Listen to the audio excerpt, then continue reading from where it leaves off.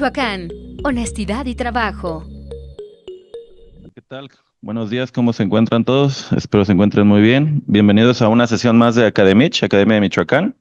El día de hoy traemos la capacitación Bienestar Emocional en el ámbito laboral, con el gusto de que nos acompañe el doctor Quetzalcóatl Hernández Cervantes, que es doctor en psicología por parte de la Universidad Autónoma de México. Pues muchas gracias por este contenido de alto valor, muchas gracias por su participación y pues, le dejo el uso de la voz. Muchas gracias. Gracias. Bueno, además de ser doctor en psicología por la UNAM, soy orgulloso egresado de la Universidad Vasco de Quiroga en la licenciatura en psicología. Y pues bueno, este tema a mí me gusta mucho porque creo que nos ayuda a repensar y a poner en perspectiva muchos temas de salud que en general, y justo que es el área en la que estamos nosotros en los posgrados en psicología, en el área de la salud, cómo a veces tenemos o vamos arrastrando ciertas distorsiones respecto a cómo es esto del bienestar en nuestro ámbito laboral. Y creo que cuando he tenido la oportunidad de dialogar con gente que está en otros ámbitos laborales distintos al de la salud, todavía persiste o es mucho más evidente esta distorsión respecto a qué es esto de poder, por ejemplo, desde nuestras áreas de trabajo y en la circunstancia en la que estamos en el país, lograr o alcanzar este bienestar. Esa va a ser la ruta del diálogo el día de hoy, de poder plantear de inicio qué es esto de bienestar, cómo lo comprendemos y poder culminar con una serie de preguntas que nos lleven a la reflexión, porque déjenme les adelanto cuál es una de estas distorsiones que comúnmente vemos en este tema y que es pensar que nuestro bienestar depende de nuestro trabajo, que nuestro bienestar depende de nuestra estructura gubernamental o de nuestros políticos. Entonces yo espero que se cumpla el propósito de invitarles a esta reflexión y decir, bueno, a ver, realmente en quién estoy depositando mi bienestar, cómo lo comprendo, cómo lo asumo. Bueno, justo para esto me parece pues importante acá destacar una definición muy sencilla que la podemos encontrar en la Real Academia de la Lengua respecto a, por ejemplo, un par de cosas. Lo primero que nos dice la Real Academia en su definición es que el bienestar sería el conjunto de cosas para vivir bien. Voy a adelantar un poco el final de la presentación porque concluyo poniendo, ¿y qué es esto de vivir bien? Yo creo que para ninguno de nosotros, de nosotras, es sorpresa cómo esto de vivir bien, muchas veces y a partir de una fuerte influencia colectiva de lo que nos rodea, lo asociamos a tener y no tanto a ser. Y eso ya de inicio nos puede obviamente hacer muy difícil o incluso inalcanzable el tema de bienestar porque lo ponemos alrededor de seguramente mi bienestar tendrá que ver con en dónde viva, dónde esté mi casa, cuántas cosas poseo, etcétera. Y sin duda, pues obviamente lo material, yo creo que nadie va a negar que nos facilita bastantes cosas, pero siempre una cuestión a poner ahí como en perspectiva y no necesariamente que el tener determine o condicione cuál es nuestro nivel de bienestar. Y la otra parte que indica la Real Academia es qué tanto esto nos permite pasarlo bien y con tranquilidad. Y resulta que de repente, cuando, por ejemplo, incorporamos cuestiones que tremendamente son del contexto, como por ejemplo lo que acontece en esta cultura de la deuda casi permanente, continua y heredada, de cómo se viven muchas personas en Estados Unidos, por ejemplo, de repente también igual pareciera que vamos incorporando estas cuestiones. Son temas sensibles y son temas complejos, porque yo creo que obviamente no es que la gente diga, híjole, ¿y ahora cómo le hago para endeudarme? ¿Cuál será mi siguiente deuda?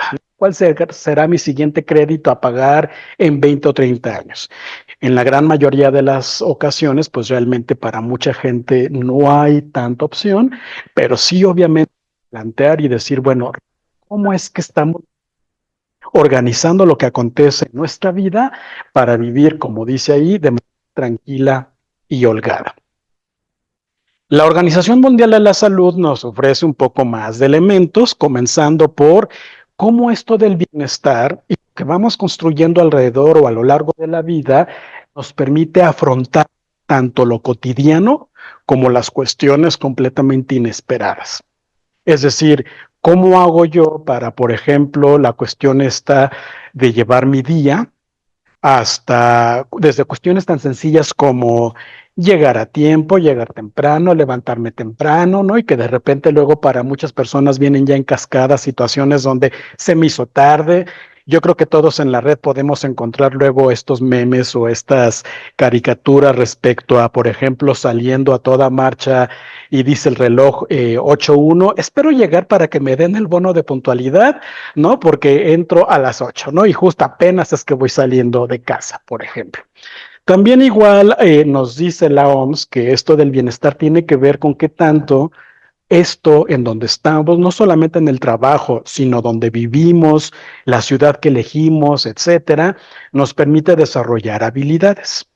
Y estas habilidades no necesariamente se limitan a aquellas que nos supone nuestro trabajo o nuestro puesto, sino también, y yo creo que las más importantes, habilidades de vida. Una habilidad súper potente y poderosa para el bienestar es la habilidad de decir no, por ejemplo. Y entonces muchas veces, incluso hasta en el lugar de trabajo, pensamos que los no se permiten.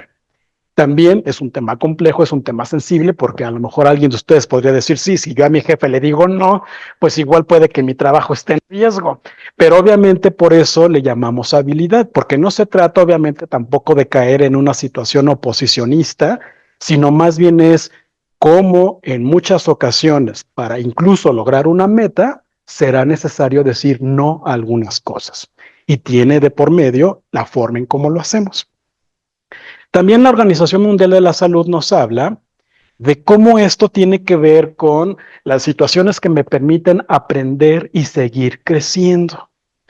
Creo que es lamentable, es triste cuando de repente una persona se puede encontrar en una situación laboral donde quizás sienta o piense que ya no hay forma de crecer o que ya no hay forma de avanzar. Y también habrá gente que diga, bueno, yo estoy muy cómodo y a lo mejor voy a desempeñar la misma tarea los 10, 15 o 20 años que esté en este trabajo. Pero se vale obviamente poder ubicar estos ideales, porque a mí me parece que finalmente la parte, y justo por eso destaco en qué tanto podemos caer en la distorsión de pensar que ya no hay crecimiento, cuando muchas veces el crecimiento no necesariamente va de la mano con un ascenso en el lugar de trabajo. Y el crecimiento obviamente es un tema mucho más amplio que no va o que no tendría que verse limitado por el nombre de mi puesto. La OMS también nos habla de cómo finalmente este sentido de bienestar que uno va construyendo tiene que ver con la mejora o el desarrollo comunitario. Cuando hablamos de comunidad, no hay que perder de vista que nos referimos a cuestiones en las que todos tenemos un fin común. Comunidad no solamente entonces se refiere a nuestro equipo de trabajo, sino también comunidad respecto a en dónde vivo, la colonia donde vivo, el fraccionamiento donde vivo, la ciudad, incluido obviamente el país. Y esto resulta muy relevante para la construcción de nuestro sentido de comunidad, porque muchas veces en estas distorsiones, de repente uno cae en la trampa de decir, pues yo no estoy bien o yo no vivo bien o mi bienestar se va afectado porque pues ve qué sistema político tenemos o ve qué tanto afecta la economía, etcétera, cuando muchas de estas veces, muchas de estas situaciones en realidad tienen que ver con lo que hacemos o no hacemos, como por ejemplo una cuestión igual así como la que dije hace rato, tan contundente como la de decir no, como lo es por ejemplo votar.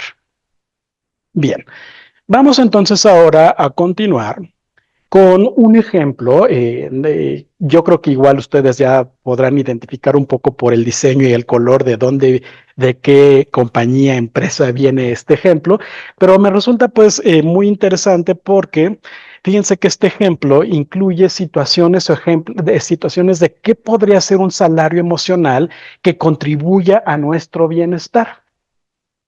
Acá habla Voy a destacar algunos ejemplos, cómo cada vez más lugares de trabajo le apuestan a la flexibilidad de los horarios, porque justo está el entendido de cómo las personas, además de colaboradores, también tienen una vida propia y podrían entonces justo a partir de atender sus necesidades personales, poder también tener cierto margen de maniobra para atender las necesidades corporativas del trabajo, tanto en lo público como en lo privado. En este ejemplo también igual se señala algo que me parece que está presente desde mucho antes de la pandemia, pero también igual que ha sido lamentable cómo en muchos lugares de trabajo en el país desestimaron la lección que nos dejó la pandemia de lograr objetivos de trabajo, metas de trabajo en remoto, a distancia. Yo me atrevería a decir que ustedes y su servidor en su momento, y si pasamos por la fortuna de mantener el empleo durante la pandemia y que tuvimos que hacerlo a distancia, en general lo logramos y lo logramos bastante bien, ¿no? Es decir, por supuesto que hubo que improvisar y aprender muchas cosas, pero de entrada, una cuestión que existía desde mucho antes y que de repente en muchos lugares se desestimó, pero que también hubo otros lugares de trabajo que lo aprovecharon bastante bien, ¿no? Entonces también igual, como comentaba al inicio, la idea de la charla es no tanto informarles o comunicarles eh, datos, sino más bien invitarlos a la reflexión, porque también muchas veces quienes son los que toman decisiones, si no escuchan de nosotros una reflexión un poco más ordenada y profunda, pues no van a adivinar ni tampoco van a conocer cómo podrían ser escenarios alternos que faciliten este bienestar en el ámbito laboral. Y esta misma empresa también igual nos daba otros ejemplos sobre cuáles podrían ser eh, ayudas, factores que facilitaran este salario emocional. Bueno, voy a pasar ahora a identificar lo que la ciencia nos ha dicho sobre qué interfiere, qué cosas están presentes que pueden hacer que una persona tenga serias o graves dificultades, no solo para construir, sino alcanzar un bienestar. Y resulta que hay distintas dimensiones. Una primera dimensión es algo que llamamos estructural. Vamos a dar algunos ejemplos más adelante. Otra que tiene que ver enteramente con nuestra persona entendida como una entidad biológica, psicológica y social, pero también hay una cuestión en la que todos nos podemos identificar y que tiene que ver con a qué cosas estamos expuestas todos. Y vamos a ver ahí una manera muy concreta de poder distinguir y poder obviamente decir, bueno, esto es algo que es una situación extraordinaria, pero que quizá forma parte de la vida, y otras que definitivamente son completamente fuera de norma, para finalmente también, y yo creo que aquí esto sería como un elemento central, poder identificar que no solamente hay cuestiones adversas o difíciles, sino que en realidad también hay cuestiones que protegen. Protegen tanto estructuralmente, pero también nos pueden proteger en la medida en la que nosotros aprendamos a gestionar distintos nuestros recursos internos y externos. Vamos a comenzar entonces con la parte de los determinantes estructurales. Yo acá lo organicé en dos grandes ámbitos. Estos determinantes estructurales que tienen un carácter organizacional y otros que compartimos de manera colectiva. Yo soy psicólogo, soy psicoterapeuta, trabajo con familias, trabajo con, mi área principal es con niños y adolescentes, pero a su vez eso no obviamente pone ajeno a cuestiones organizacionales que alrededor del mundo y desde lo que vamos integrando en la psicología organizacional nos van diciendo cómo van cambiando y cómo si es posible poner, obviamente, como ya he estado mencionando en perspectiva, estos factores. Uno tiene que ver con qué tanto históricamente, y esto la gente que está en el ámbito de los negocios comprenderá mucho mejor, realmente qué tanto hoy en día funciona y es eficaz un modelo vertical, tanto de toma de decisiones como de organización. También igual, pues cuestiones que sean altamente centralizadas, donde de repente, por ejemplo, todo esté concentrado en unos pocos y que entonces justo pueda desaprovecharse o subestimarse el talento que puedan tener todos quienes integran esa organización, y la parte del control, ¿no? Cuando, por ejemplo, uno retorna a estudiar, a darle una leída a cuáles son estos estudios que nos hablan del clima laboral, de la satisfacción, del crecimiento de las empresas, vemos que las empresas que más crecen, vemos que las empresas más, los casos de éxito en el mundo han cuestionado estos determinantes estructurales. Pasar a cuestiones que lo vamos a ver más adelante, como en concreto, pueden realmente llegar a transformar y a poner en la ruta de éxito un éxito distinto, un éxito que no tiene que ver con mucho dinero, sino más bien un éxito en qué tanto la gente se involucra con la organización completa. Y estos determinantes en el sentido colectivo tienen que ver con cómo vamos nosotros ya integrando cierto discurso. Si no me va bien es por culpa de mi jefe. Si las cosas no funcionan es por culpa del jefe. O si en la vida no nos va bien es por culpa de este gobierno que tenemos. O si las cosas no funcionan es porque este gobierno no hace un uso eficiente de los recursos. O no, si por ejemplo me tratan mal en este esquema de seguridad social es porque no tienen el personal suficiente, no hay medicamentos suficientes y demás.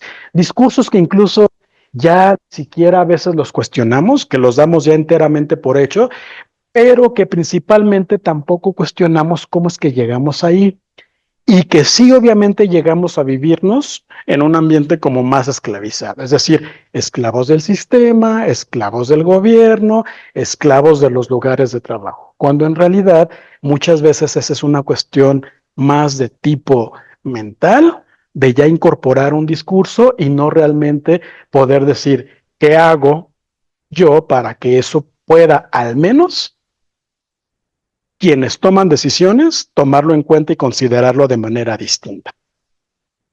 Bueno, vamos a ver entonces cuáles podrían ser propuestas, porque la idea también de la charla, pues no es solamente decir, híjole, no, pues ya me voy un poco triste o desanimado porque ya me están ahí haciendo un repaso de todas estas situaciones que afectan el bienestar.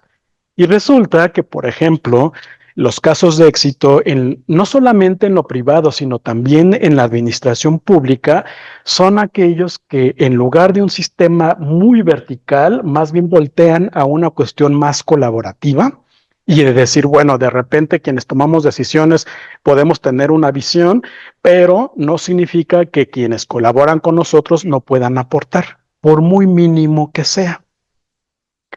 Que también igual estas organizaciones que tienden a descentralizarse pueden encontrar una mucho mayor efectividad, eficiencia y eficacia de sus procesos, y que también en lugar de controlar o vigilar, pues la apuestan más bien a cómo nos acompañamos unos con otros, en lugar de quizá como esto de esta situación más de ciertos sistemas económicos y sociales de el gran hermano, de vigilarte, de ver qué haces y demás, ¿no?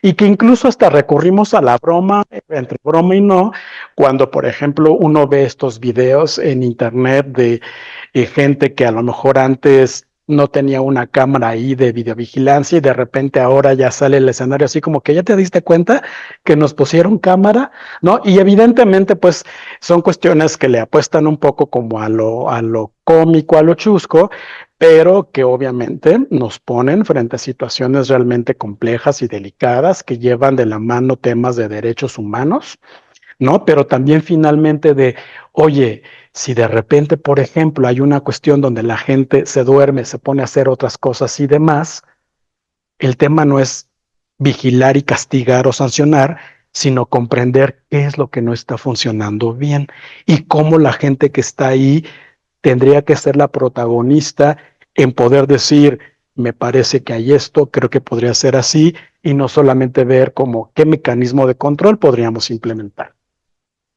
Y en la parte que yo mencionaba de, es que mi empleador, el gobierno, la política y demás, también es decir, bueno, pero a ver, ¿cómo contribuyo, cómo llego yo a este trabajo? ¿Y qué entiendo por bienestar desde mi historia personal? También igual, ¿cómo es que yo participo? Y también, finalmente, ¿cómo es que mi noción de autocuidado me pone en ciertos empleos?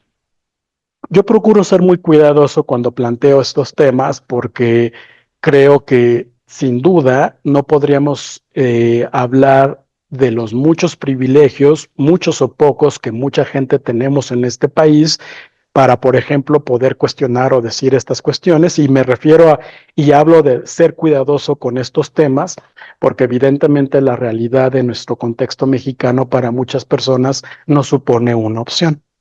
Para muchas personas no va a haber esa opción, ¿no? Entonces, yo también invito a esta reflexión, a que realmente uno diga, ni tampoco como consuelo de decir, no, sí, mejor ya no me quejo porque hay gente que le está pasando mucho peor, sino más bien de decir, es una situación bastante compleja, pero no significa que no se puedan explorar estos márgenes de maniobra. Bueno, dentro de los factores biopsicosociales, que es esto que yo hablaba de una segunda dimensión para el bienestar emocional en el ámbito laboral, tenemos que uno no puede entonces decir, y ya no podríamos caer en la trampa de culpar quizás la organización o al empleador, al patrón o al sistema, si de entrada también nosotros desconocemos cómo hay cuestiones como mi genética, mi mentalidad y mi cuerpo que de entrada van a sentar las bases para este bienestar. Y resulta que si yo ignoro cuál es la historia de mi familia en términos de, por ejemplo, las enfermedades que nos aquejan, resulta que en algún momento, si yo, por ejemplo, en mi familia ignoro que mi abuela, mi tía, mi madre murieron de cáncer de mama, entonces yo voy a decir, este sistema de salud no funciona porque no está atendiendo mis necesidades, cuando de entrada es, oye, pero ¿estás consciente y cómo actúas y cómo decides detrás o alrededor de conocer tu historia de familia? Y que cuestiones como estas, como la genética, tampoco es obviamente que digan, sí, ya también igual, pues espera tú a que te toque, a que sea tu turno de cáncer, sino más bien de decir, hay estos antecedentes, pero qué cosas a mi alrededor puedo yo cambiar para entonces, en lugar de decir, ya me tocó, más bien yo adelantar y decir, necesito entonces periódicamente hacer esto, hacer aquello, etcétera. En el ámbito de lo psicológico, resulta que también igual, mientras que pues no entraremos en la discusión o la controversia si nuestra personalidad se desarrolla, nacemos con ella y demás, sí definitivamente lo que nos toca, búsqueda de un bienestar distinto es qué tanto yo he conciliado conmigo mismo, que soy una persona muy irritable, que seguramente moriré con una tendencia a ser muy enojón o iracundo, pero no por eso decir, te aguantas. Este soy yo, sino más bien es, esta es mi personalidad, esto facilita o interfiere en mi trabajo, mis rasgos de personalidad, y cómo es que yo decido aprender a regular estos aspectos de mi personalidad para decir, está bien que seas enojón, está bien. ¿Qué vas a hacer para que tu tendencia al enojo no se convierta en un enojo problemático con tus compañeros, con tus colaboradores, con tus proveedores, etcétera? También está el tema de cuáles son nuestros estilos de pensamiento, ¿no? Y entonces resulta que no nada más en el lugar de trabajo, sino incluso en familia. ¿Cuántos de ustedes no han escuchado el tema este de si lo vas a hacer bien? Sí, si no, déjalo. Y de repente pareciera que en este esquema de pensamiento nos han infundido una cosa terrible de que o las cosas se hacen súper bien y perfectas o mejor no se hacen. Cuando en realidad las historias de éxito empresarial, de administración pública, etcétera, están llenas de errores, de cuestiones a veces inconclusas, etcétera. Eso es que se alcanza realmente una cuestión exitosa. O qué tanto también eh, pues hemos ido creciendo con un miedo terrible a que quizá las cosas solamente tendrían que hacerse bien y no necesariamente de forma excelente. Y de ahí una serie de distorsiones y de terrores alrededor de, por ejemplo, el tema de mediocridad, ¿no? Y entonces también igual no será el espacio para ahondar en estos temas de cómo muchas veces vamos infundiendo en colaboradores, en nuestros hijos, etcétera, el tema de si no lo haces de manera excelente, cuando justo el no hacerlo de manera excelente no necesariamente equivale a fracaso. Y también la gestión de lo emocional. Eh, a mí esto es una cuestión más de tipo personal, pero que también cada vez comparten más psicólogos organizacionales. A mí me parece terrible e incluso violento que nos puedan decir, ese es el trabajo, aquí no se trae a la persona ni a la historia de vida. No te lo puedes tomar personal, porque yo digo, oye, en el momento en el que yo le dedico a esta empresa público-privada 5, 8, las horas que sean de mi vida, se vuelve personal, porque son horas que yo no estoy con mi familia, son horas que quizá yo no puedo dedicar a mi crecimiento personal. No me puedes pedir que no me lo tome personal, es completamente lo opuesto, es personalísimo. Y justo porque como es tan personal, porque incide con los tiempos, las cosas, las actividades, es que toda empresa, toda organización, toda administración público-privada tiene la posibilidad de validar que es enteramente personal para entonces repensar esto del bienestar. Y muchas veces el bienestar ni siquiera tiene que ver con que nos pudieran pagar más, tiene que ver con cómo el bienestar laboral parte de validar, oye, creo que en general una persona sensata no diría, ay, bueno, en lugar de estar con mis hijos jugando y de estar acompañándolos a hacer su tarea o de hacer con mi pareja una mejora a la casa, voy a venir a sentarme aquí frente a la computadora. Digo, puede pues que a lo mejor sí, ¿no? Pero en general son cuestiones que nos tocan de manera muy personal y que no significa que sean incompatibles con los ámbitos laborales. Nada sencillo, pero tampoco imposible.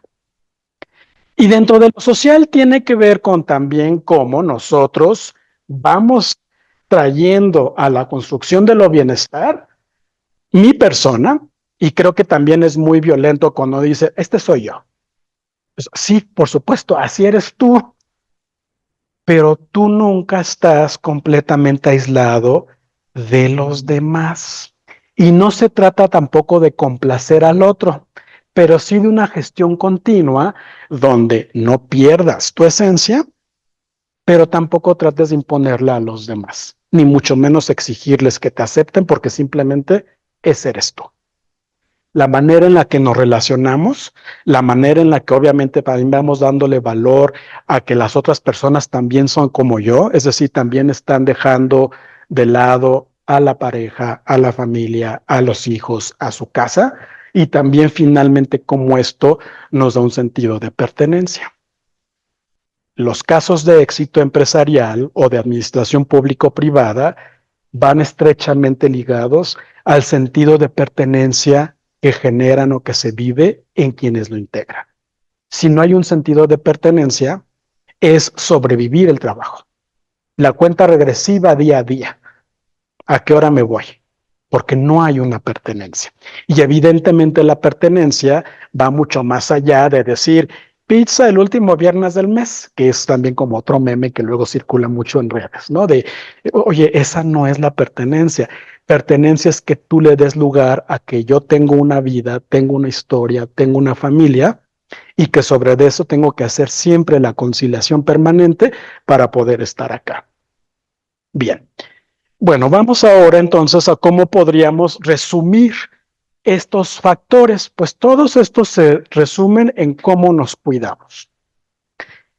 Si nosotros no cuidamos nuestra persona, nuestras relaciones sociales, nuestro cuerpo, nuestra mente, nuestras emociones, difícilmente ocurrirá el bienestar y mucho menos podremos lograrlo de manera colectiva. Vamos a pasar ahora a este tercer factor que incide sobre el alcance o no del bienestar en el ámbito laboral y que tiene que ver con los eventos significativos. Una forma de nosotros poder gestionar qué nos acontece alrededor de los eventos significativos es separarlos en aquellos que son normativos de los no normativos. Normativo significa, un poco como el nombre lo indica, que en algún momento será normal, entrecomillado, que nos topemos con estos eventos. Entrecomillado y no, es decir, pues es un evento normativo que yo tenga canas, que se me vaya cayendo el cabello, porque es un proceso de envejecimiento. Si yo no incorporo en mi vida que vamos a envejecer, pues puedo meterme en un problema, porque obviamente voy a querer, desde no aceptar que voy a envejecer, hacer cosas que incluso, cierto o no, se nos va a ir dinero, tiempo, y que puede terminar muy mal. Bien, y los eventos no normativos son aquellos que son de carácter extraordinario, que no tendrían que estar ocurriendo, pero que lamentablemente muchas veces normalizamos. Ejemplos. Un ascenso sería una cuestión normativa, es decir, en realidad nosotros esperaríamos un ascenso, y no nada más en lo laboral, sino en nuestro nivel de vida, en lo que logramos con alguien más en el plano de pareja, etcétera. Ascenso en su amplio sentido. Otro ejemplo es cuando uno se muda. Yo creo que todo el mundo, y más ahora en estos ámbitos de globalización, yo me atrevería a decir que ninguno de ustedes ha permanecido siempre o toda su vida en el mismo lugar, y menos en México, que es un país migrante, ¿no? Entonces, todo mundo tenemos algún familiar cercano que, por ejemplo, ha tenido que ir a otra ciudad, a otro estado o a otro país, incluso nosotros mismos. Y también acá vale la pena recordarnos lo que comentaba hace rato. Por supuesto que muchos de nosotros podemos contar esta narrativa de migración y de mudarnos desde el privilegio de tener la opción de hacerlo porque recibimos una oferta de trabajo, respecto a muchos mexicanos y mexicanas que en nuestro país también se ven forzados a desplazarse, ¿no? Por cuestiones de violencia, de inseguridad, etcétera. Pero acá pues finalmente estamos hablando de una cuestión que en general a todos nos va a ocurrir. Por eso yo como docente, por ejemplo, yo siempre he tenido mucho interés en estos temas de salud emocional con nuestros estudiantes foráneos. Porque, por ejemplo, al menos en México y también en otras partes del mundo, muchos estudiantes que son foráneos son la primera vez que están fuera de su comunidad, fuera de su casa. Y tremendamente desestimamos lo que es, por ejemplo, la comida de mamá, tu cama, etcétera. Cuestiones, pues, que en los distintos niveles y ámbitos son relevantes para el bienestar. O bien, un evento normativo que no necesariamente pues es para todas las personas, pero que también finalmente pueda ser común respecto a convertirse en mamá o papá. Y yo pongo acá esto porque yo creo que la historia de lo laboral en nuestro país ha pasado por logros bastante significativos, como por ejemplo maternidad, pero que también sigue teniendo pendiente otros porque los hombres no tenemos el mismo tiempo que tienen las mujeres en el proceso de paternar. No, todavía tenemos ahí esos pendientes, ¿no? Bien, y los no normativos, como no la enfermedad cualquiera, es decir, todo el mundo obviamente nos vamos a enfermar de muchas cosas más de una vez a lo largo de la vida, sino acá estoy hablando de enfermedades graves, complejas. Muchas veces, por ejemplo, también en el ámbito laboral se desconoce cuando una persona recibe el diagnóstico, por ejemplo, de diabetes y el impacto que eso tiene en la vida tanto personal como productiva, social de un individuo. O cuestiones como discapacidad. No se diga cuando hablamos de discapacidad en el lugar de trabajo, por un accidente, ¿no? Y toda la complejidad que eso supone, hasta, por ejemplo, muertes prematuras en un accidente automovilístico, un homicidio o un suicidio. Como ejemplos, pues, de cuestiones no normativas que obviamente van a afectar nuestro sentido de bienestar.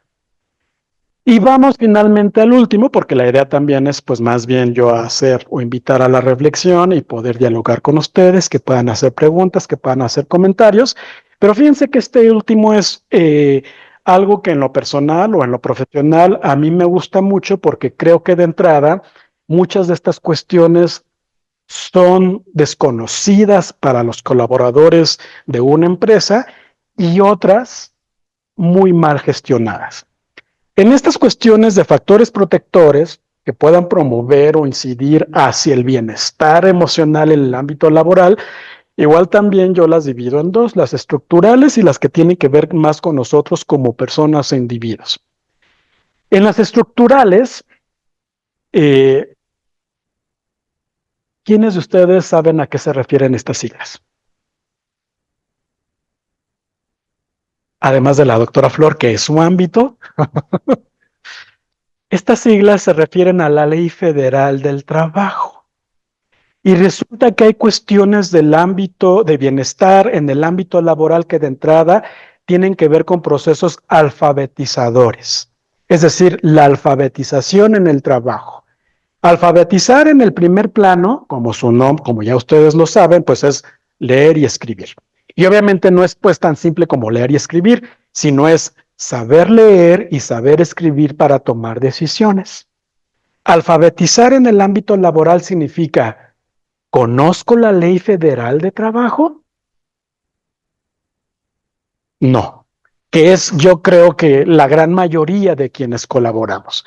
Pero afortunadamente, así como también hay cosas muy malas, negativas en redes sociales, también hay otras muy buenas, porque hay varios comunicadores, influencers, el nombre que ustedes le quieran dar, mexicanos, muchos abogados, que ahí en pequeños videos, en estos shorts, reels, como ustedes lo quieran identificar o recuperar, hablan de ejemplos de esto, ¿no? Y que justo cumplen un propósito alfabetizador que tiene que ver con nuestro bienestar, pero que finalmente, ¿de quién es responsabilidad esto? Podríamos decir, ay, pues ahora que salga de aquí voy a ir a decirle a mi jefe, ahora me vas a dar una capacitación de la Ley Federal del Trabajo, ¿no? Está excelente, pero de entrada es una responsabilidad personal. Yo necesito aprender a leer sobre esto. Yo estoy hablando acá de cuestiones muy globales, pero yo, por ejemplo, ahora les diría, ¿y ustedes, por ejemplo, recuerdan la letra pequeña de su contrato? ¿O qué tanto después de haberlo firmado recientemente o hace mucho lo volvieron a revisar? ¿Alguien identifica estas otras siglas? Que es, bueno, existe una normativa muy amplia en distintos ámbitos que se llama Norma Oficial Mexicana, y dentro de la Norma Oficial Mexicana, una relativamente reciente que es la 035 y que va encaminada a la identificación de los riesgos para que en el lugar de trabajo podamos evitar incidencias de tipo psicosocial. ¿Ustedes saben en qué consiste? ¿A qué, por ejemplo, esta NOM 035 obliga a las empresas? Entonces, también igual, uno podría decir, y no podríamos discutirlo, bueno, eso es mi patrón el que tiene que hacerse cargo, correcto, pero de entrada, en esta construcción de bienestar, es a nosotros a quien nos toca conocer cómo de manera estructural hay protectores. En un sentido mucho más amplio, estructuralmente, bueno, obviamente podríamos decir, y no sé si haya un abogado por acá, pero alguien diría, sí, el primer protector es la Constitución, sin duda. Pero obviamente dentro de lo constitucionalmente hablando, en lo particular tenemos la Ley Federal de Trabajo, la norma 035, y por ejemplo, otro tema que ahora ha estado también muy en boga, ¿no? Que también igual en uno de estos espacios también tendremos un tema al respecto con la doctora Flor, pero por ejemplo, pues a mí que me corresponde esta ley que es la ley del 97, cuando yo me di cuenta de Y en esto de tomar responsabilidad dije, híjole, qué tristeza me espera, ¿no? Qué cosa híjole, pues, a diferencia de, por ejemplo, mis papás. Pero también es un tema bastante manoseado, bastante distorsionado, muy incompleto y que también igual finalmente no significa que las cosas estén dadas y que sean inamovibles, porque actualmente está habiendo toda una revisión a estas cuestiones y otras más que van encaminadas a un tema de retiro y pensión dignas. Son ejemplos, no lo es todo, en cómo hay protectores estructurales que de manera mucho más amplia facilitarían nuestra construcción de bienestar en el ámbito laboral, pero también existen estas de manera individual. Tú estudiaste lo que querías estudiar.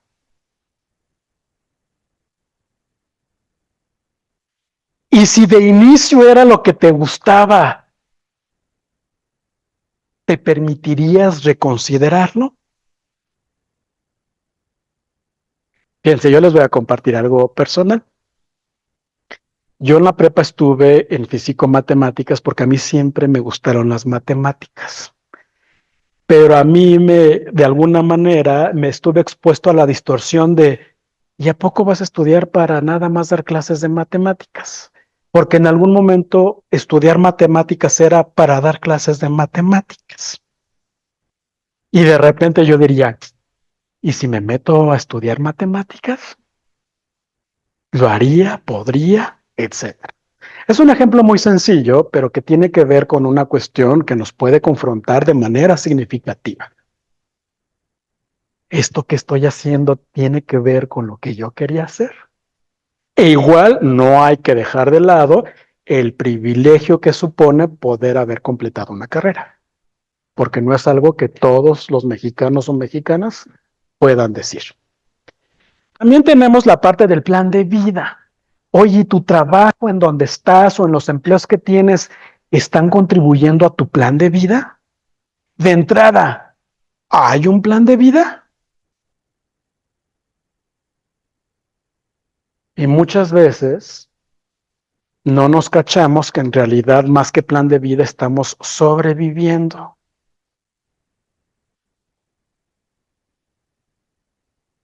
Y finalmente, ¿cómo gestiono mis recursos?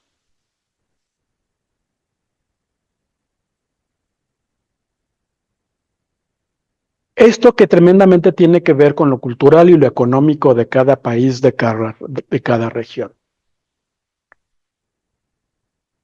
Una de las situaciones que las encuestas y los estudios nos dicen en México es que pareciera que para muchas familias mexicanas el patrimonio de la familia es o va en medida de obtener una plaza, por ejemplo, en la administración pública, cosa que por mucho tiempo aparentemente funcionó, ¿no? Y muchos podremos contar en nuestra historia de vida que quizá pudimos lograr cosas porque fue el caso de nuestros padres o de nuestros abuelos.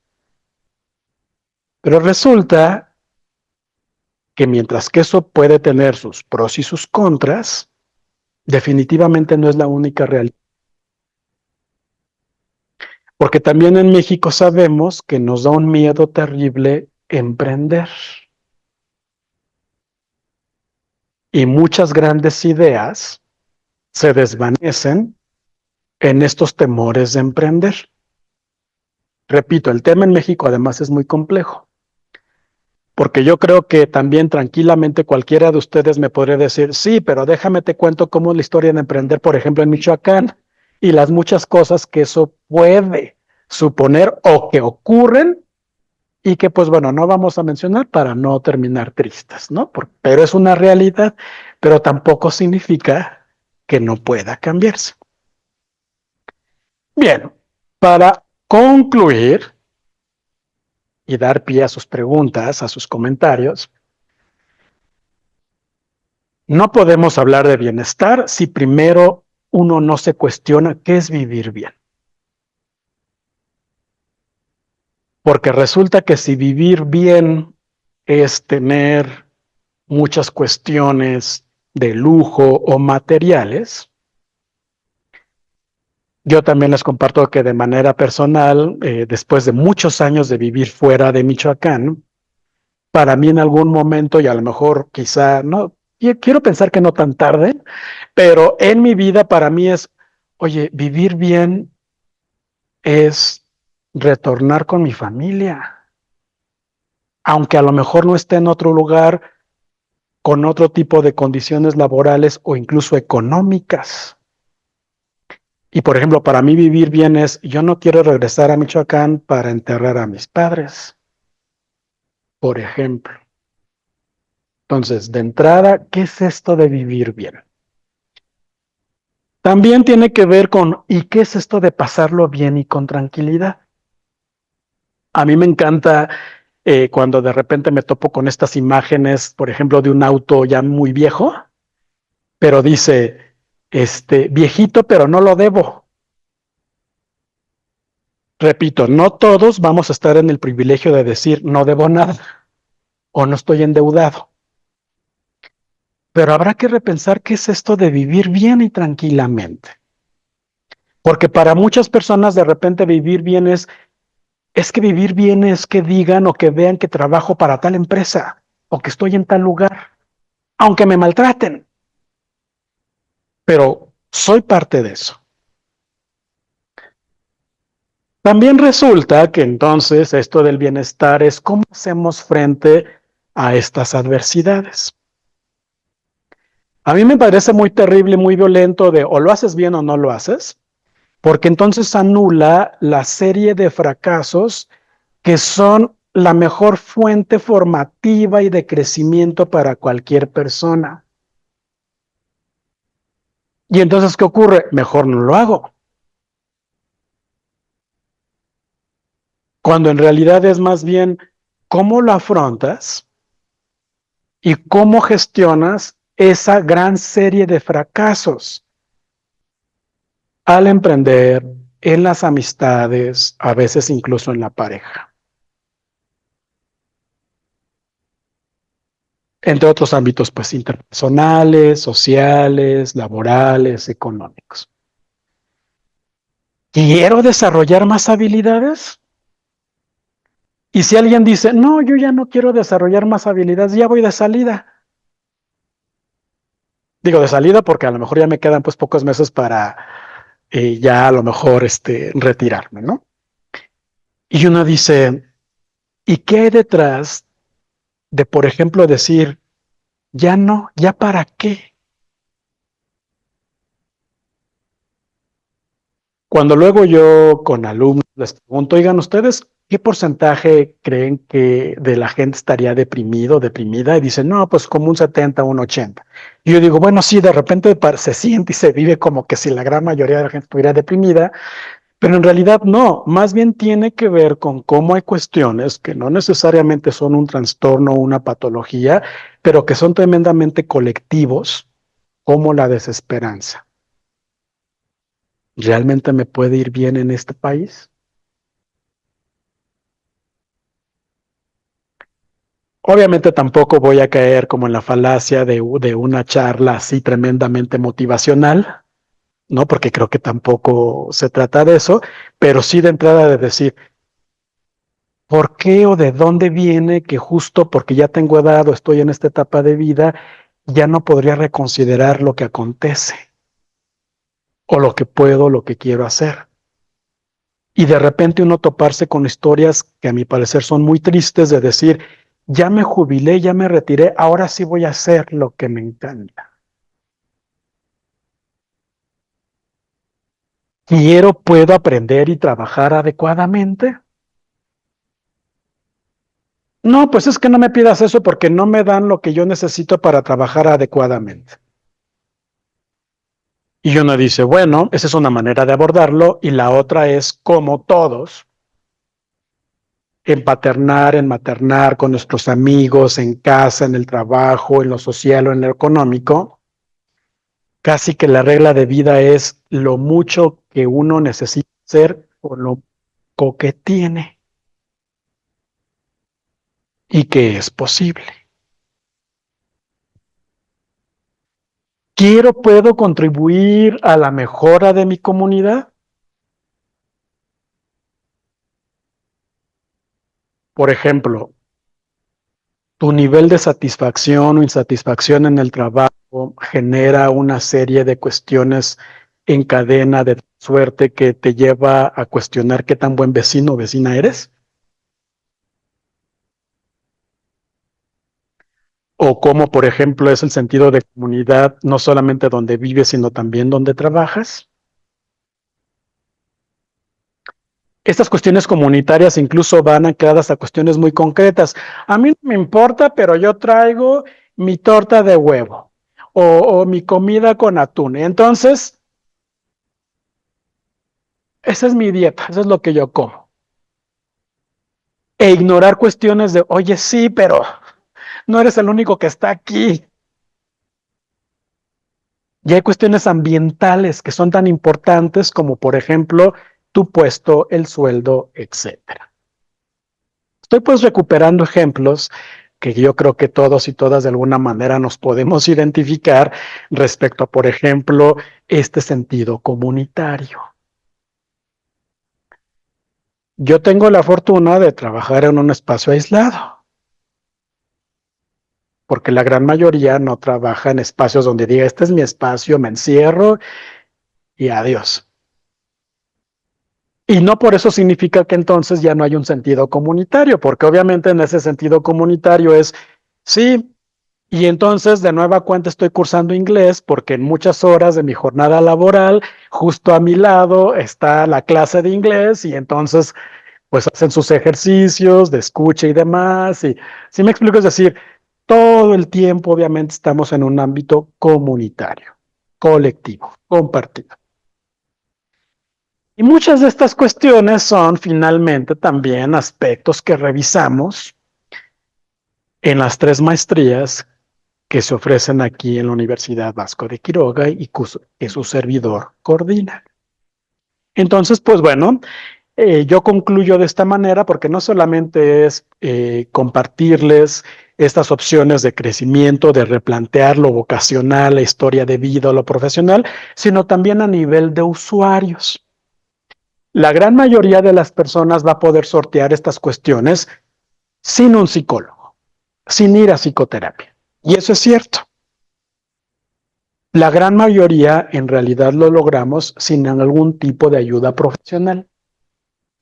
Pero cuando, por ejemplo, estas cuestiones se conviertan en persistentes, problemáticas, creo que también en este sentido de bienestar es muy importante aceptar que vamos a necesitar ayuda de muchos tipos, incluida la psicoterapéutica, y que también, por ejemplo, si a lo mejor no es una opción desde replantear el sentido de crecimiento personal estudiando un posgrado, sí, por ejemplo, en saber que podrían ser usuarios de algunas de estas estrategias en salud emocional.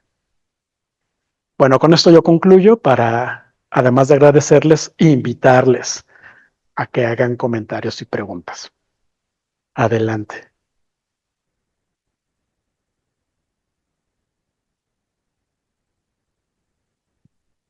Sí, puede hacerlo. Micrófono. Se me ocurre, es que estoy escuchando mucho el concepto aristotélico de eudaimonia, o sea, eso del bienestar. Él hablaba pues no de un bienestar común, sino un bienestar universal, que ahora queremos hablar de multiversal, del multiverso. Sí. Lo relaciono con la medicina. Si describimos que la medicina prepara personas para que participen en el Sistema Nacional de Salud y definiéndola a esta como un estado de bienestar, según la Organización Mundial de la Salud, bienestar biológico, bienestar psicológico, bienestar social, pues es esto, ¿no? Entonces es esto de, pero además dentro de lo social, Garner, por ejemplo, mete la espiritualidad, que no escuché para nada aquí en la espiritualidad, no sé si intencionalmente o porque de verdad no tenga nada que ver en el asunto. Entonces, cuando hablamos de salud biológica, como dice la gente, bueno, es que yo a qué voy con el médico si yo me siento bien, ¿no? Pero a veces hay enfermedades latentes o enfermedades silenciosas. Psicológica, que es el ámbito en el que entiendo que usted está, ¿no? Psicológica, o sea, mi psique, mi alma, mis facultades mentales, mis funciones cerebrales superiores están mal funcionando, entonces ahí es donde está el otro problema. Y en lo social, el problema que también usted mencionó, la economía. Entonces, si la economía está por la calle, entonces, si no hay suficiente, políticamente hablando, pues estamos enfermos. Entonces, hay enfermedades, pues, por lo tanto, sociales, psicológicas, biológicas y también espirituales. Entonces, en ese aspecto, bueno, pues es una buena aportación porque, como bueno, soy católico y en el caso del catolicismo hablamos mucho de que pues es la cruz que te tocó cargar. Pues es que no nos tocó, porque no venimos aquí a sufrir. Creo que Dios no nos trajo al mundo a sufrir, nos vino a ser felices. Entonces la felicidad tiene mucho que ver, el bienestar tiene que ver con estar gozando de un cabal estado de salud biológica, psicológica, social y espiritual. No sé si estoy en lo correcto, doctor. Muchas Sí, gracias. claro que sí, gracias. Sí, claro que sí. Yo creo que hay muchas cosas que dejamos fuera, tanto por el tiempo como por el énfasis de la charla, pero ya usted mismo lo dijo. En salud partimos de estas 4 dimensiones: una salud física, mental, social y una salud también espiritual, por supuesto. A mí me parece que si de por sí seguimos teniendo muchos desafíos respecto a la salud física porque justo acudimos al especialista hasta que no nos duele, a mí me parece muy lamentable que para muchas personas, no nada más desde el catolicismo, sino en general desde cualquier credo, también se desestime la salud espiritual e incluso se viva oculta o con vergüenza o como mejor de eso no hablamos porque amenaza, etcétera. Entonces seguimos teniendo muchos desafíos, ¿no? Y yo creo que también esto que menciona de lo virtual, a lo mejor no dedicamos una diapositiva, pero cuando yo hablaba del meme, del reel, etcétera, como ejemplos también de lo negativo que puede llegar a ser lo virtual, ¿no? Es decir, si ustedes utilizan X o Twitter, de repente cualquiera de ustedes podrían decir, sí, es la red del odio, ¿no? O sea, es como una cuestión de cómo ataco, cómo nunca nada me parece suficiente, etcétera. Entonces, sin duda, yo sí creo que la universidad, por ejemplo, y obviamente lo laboral tendrían que ser espacios no solamente alfabetizadores para obviamente conocer nuestros derechos, etcétera, sino también tendrían que ser fomentadores de otro tipo de rutinas de autocuidado, incluido la exposición a las redes, etcétera. Muchas gracias. Buenas tardes, doctor. Muchas gracias por la exposición muy interesante. Yo estaba pensando sobre un concepto que usted mencionó al inicio: ser, no tener. Eso creo que es la base para poder empezar a hacer una vida virtuosa y de bienestar. O sea, cultivar muchísimo esta parte personal de cuidado personal físico, pero también sobre todo espiritual. Y otro elemento fundamental es el segundo comandamiento. Yo pienso que la religión católica, y no fui siempre católico, también fui un hombre de mundo que le gustó mucho gozar de las situaciones exteriores, no tanto la riqueza, pero gozar de las relaciones con las demás personas en general, ¿no? También bajo el punto de vista básicamente material, si así se puede decir, en una época muy pasada. Entonces, cuando uno piensa, ama al próximo tú o como a ti mismo, no sé si se diga así en español, porque italiano y español son parecidos, pero no sé si es clara la situación. Ya está más a mitad del camino. Entonces, entra después también una concepción organizacional de una empresa donde tú puedes ser colaborativo, no siendo necesariamente protagonista, porque aquí hay muchas, no aquí, digo en general, en esta sociedad, todos protagónicos. Como se dice en México, muy chin, VIP, ¿verdad? Pero no todos son así, no necesariamente tenemos que ser así, ¿no? Puede ser también descentralizado porque tú tienes claramente en la cabeza la responsabilidad que tú tienes ante ti mismo y ante los demás, sin hacer muchas, ¿cómo puedo decir?, exposiciones o hacerte ver que eres con un cociente intelectual superior a 120 puntos, por ejemplo. O un acompañamiento. Yo pienso que la base de todo para que una empresa funcione es que tú estás vinculado con la visión y la misión de la empresa en este caso institución educativa, y también esta colaboración de no ser necesariamente protagónico, pero aportar con tu granito de arena, con humildad y perfeccionamiento todos los días, dando siempre el 120%, como decía un gran futbolista, que era Franz Beckenbauer, para la empresa. Y un equilibrio con tu familia, dado que tu familia es más fundamental que el trabajo. Yo no sé usted qué opina en relación a esto, pero yo veo a veces mucho protagonismo en general, cuando no necesariamente uno tiene que ser protagonista. Puede estar escuchando todo el tiempo su interesante exposición, porque me gustó mucho, y lo digo sinceramente, si no, no lo diría. Y aportar, ¿no? Con tu granito cada día. Entonces sentí la necesidad de expresarle esto. No sé usted qué opina sobre el secreto de amar al próximo como a usted mismo, que es el segundo comandamiento de los 10 comandamientos de Dios. Y creo que la religión católica, si interpretada en la manera correcta, sin, digamos, expresiones excesivas, pero interpretada de la justa manera, ya te explica todo. No sé usted qué opina. Gracias. Gracias. Eh, yo soy un fiel creyente del autocuidado. Y el autocuidado tiene elementos natos, instintivos, y el autocuidado también es algo que continuamente se aprende, a veces se desaprende y que está en continuo ejercicio. Cuando yo escucho que alguien dice, no, pues es que me pasó esto porque en el IMSS o en el ISSSTE no ocurre, no hay la atención, etcétera, yo diría, oye, pero el Estado tiene la obligación de responder a las necesidades de la población, pero la salud es una responsabilidad del individuo. La salud no es responsabilidad ni de las instituciones ni del gobierno. Es tu responsabilidad. No ocurre mágicamente. Y justo por eso hay esta respuesta del Estado organizada, incluyendo el sistema de salud. Pero más allá de meternos en estas complejidades, además de creer o ser un fiel creyente del autocuidado, yo lo entiendo casi como una paradoja. Si para una persona su trabajo es su prioridad, hay algo ya muy mal. Porque realmente para poder entonces contribuir en una empresa pública o privada, tu prioridad debe de ser tu vida, tu plan de vida. Y cómo en tu plan de vida cabe esa ocupación o esa encomienda laboral.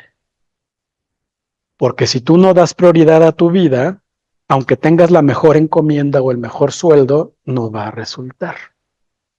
Entonces, es una cuestión que se dice muy fácil, pero es muy difícil y muy compleja, porque de repente podemos nosotros presenciar cómo hay vidas que se desviven en el trabajo, que lo dejan todo en un trabajo, que a mí me parece un error. A mí me parece que los trabajos tendrían que ser contextos que faciliten el desarrollo de nuestras habilidades y potencialidades. Y también sobre de eso, por eso también un poco recurría yo de manera muy general a los casos de éxito. Porque me parece que los casos de éxito son aquellos donde justo es decir, oye, pero no tengo a alguien que me haga esto, tengo a alguien que me contribuye de esta manera.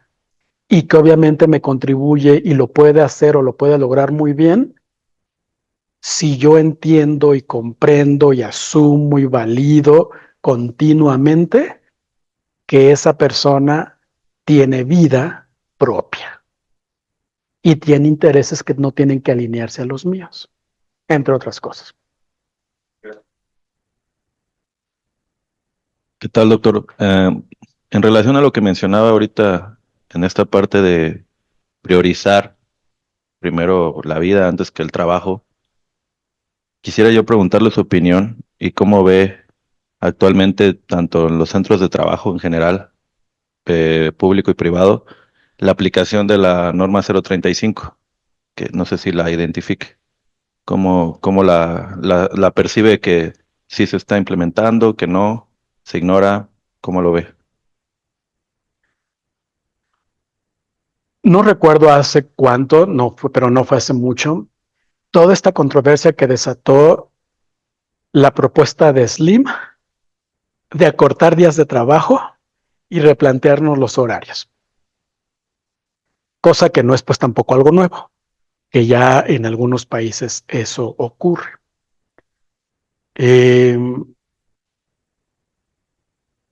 Yo creo que como factor estructural protector, desde la Ley Federal de Trabajo hasta más recientemente la norma 35,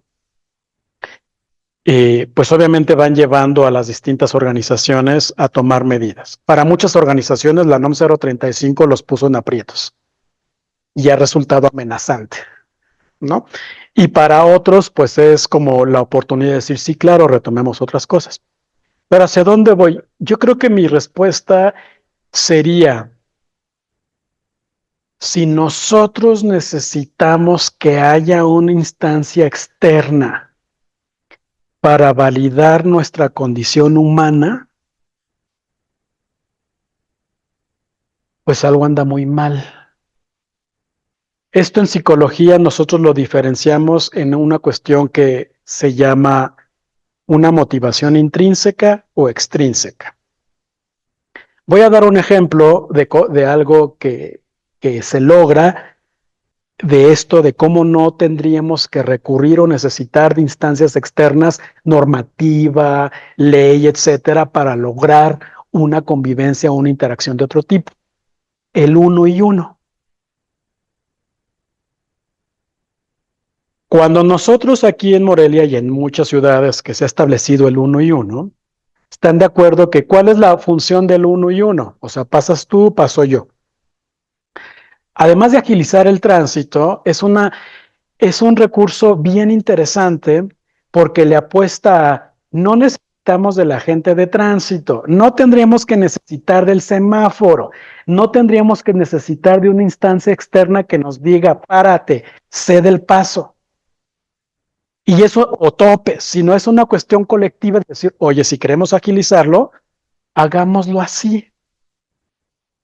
Ese es un ejemplo muy sencillo de cómo si somos colectivamente capaces de comprender ciertos principios que faciliten las cosas y no tener que esperar a que haya una instancia externa para cumplirlo. Seguimos teniendo muchos pendientes al respecto, porque la otra cuestión sería, en esto mismo de vialidad, la fotomulta. Y entonces uno dice, ¿qué tendríamos que hacer para lograr que la gente comprenda manejar a una velocidad prudente y no tener que hacerlo para evitar la fotomulta? Por ejemplo, pongámoslo ahora en este ámbito acá que nos acontece formativo o educativo. ¿Cómo hacemos para lograr que un alumno se involucre en su proceso de aprendizaje porque le estimula, porque le emociona y no para lograr un promedio solamente? No para lograr una nota solamente. ¿Qué tanto estás en tu lugar de trabajo porque contribuye a tu crecimiento personal el que tú definas y no tanto para evitar que te corran? O como lo que mencionaba el médico, ¿qué hacemos con nuestro cuerpo, con nuestra biología, con lo que comemos, etcétera, para estar bien y no para evitar enfermarme? Entonces, pues bueno, en resumen, a mí me parece que el punto más de fondo es decir, ¿por qué tenemos que recurrir a una normativa, a una ley, para validarnos como seres humanos autónomos, suficientes, valiosos, sin importar que, por ejemplo, tengas un grado o que tu puesto sea este, etcétera?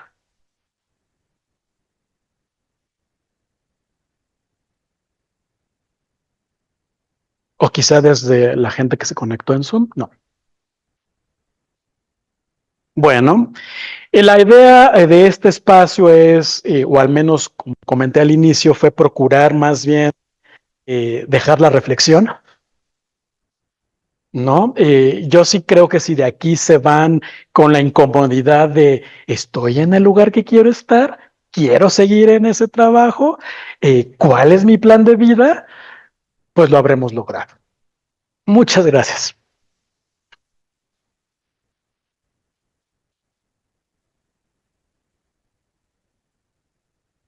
Al contrario, muchas gracias, doctor, por su aporte. Ha sido un gusto. Yo creo que más de una persona aquí lo disfrutamos. Y bueno, es para mí un honor y un gusto hacerle mi entrega por parte del gobierno del estado a través de la Secretaría de Desarrollo Económico, el reconocimiento al doctor Quetzalcóatl Hernández Cervantes por su valiosa intervención como ponente en la Academia de Michoacán, Academich, en la capacitación titulada Bienestar Emocional en el ámbito laboral, de parte de mi secretario de Desarrollo Económico. Le hago Muchas la entrega. gracias. Muy amable. Gracias. Pues muchas gracias por estar. Toda la semana tenemos aquí Academich, para quien guste revisar. Está en las redes sociales de Espacio Emprendedor y no se lo pierdan, son temas de alto valor. Gracias por estar. Gracias.